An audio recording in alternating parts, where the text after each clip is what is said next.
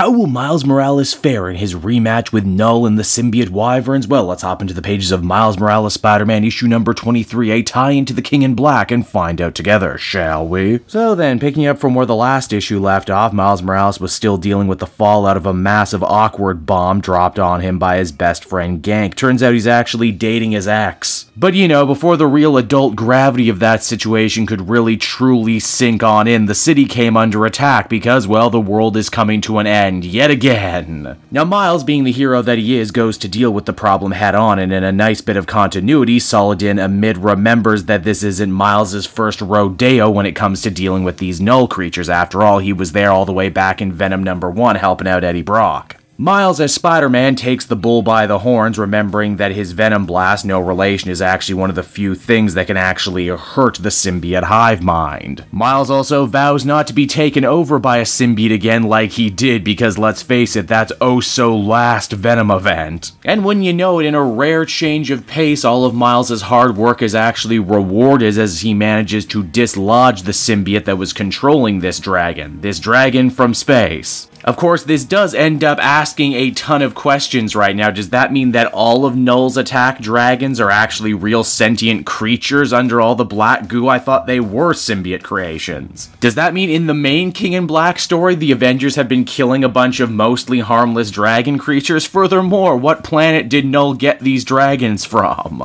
These will all unfortunately need to be questions for another day, as Miles ends up getting called away to the bigger fighting in the city center by his friend and champion mate Kamala Khan. It would seem that the chaos on Yancey Street has really been kicked up a notch, and by the time Miles gets there, Miss Marvel has already been venomized. Or is the proper nomenclature nullified? I don't know, you're gonna have to pick your poison on that one. All I know for sure is that Miss Marvel with a symbiote is especially deadly, what with her stretchy limbs. Miles tries to do the oh-so-classic, you have to remember who you are, you're my friend, I'm not going to hurt you, you have to fight it, etc. routine before realizing that, yeah, maybe he's just gonna have to shock her too. Though admittedly, that symbiote is stuck on Miss Marvel good and deep because Miles has to pretty much expend all the power he has left to summon up a Venom blast strong enough to get it off her. Which, if nothing else, means as the comic comes to a close, Miss Marvel is going to repay that whole saving your life from an evil hive mind favor sooner rather than later.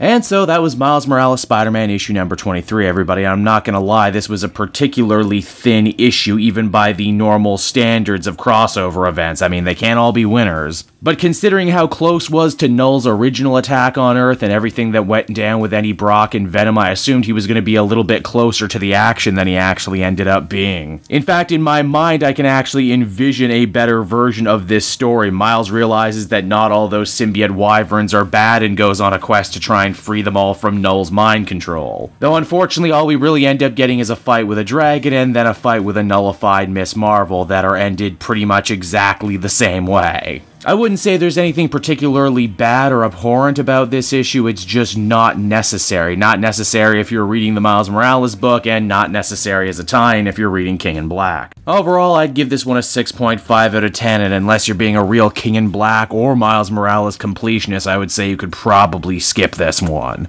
Hey there everyone, Cape Joel again, and I want to thank you so much for watching to the end of the video. As always, if you liked what you see, be sure to like, subscribe, comment. It really helps drive engagement and helps me out too. Also, if you are a patron, which you can become for as little as $1 a month, you will get exclusive content that no one else can ever see, and you'll get to see the Comic Multiverse podcast before anyone else too. You can check out all this and more down in the description. And until next time everyone, this has been Cape Joel, and I'll see you all next time. Cheers.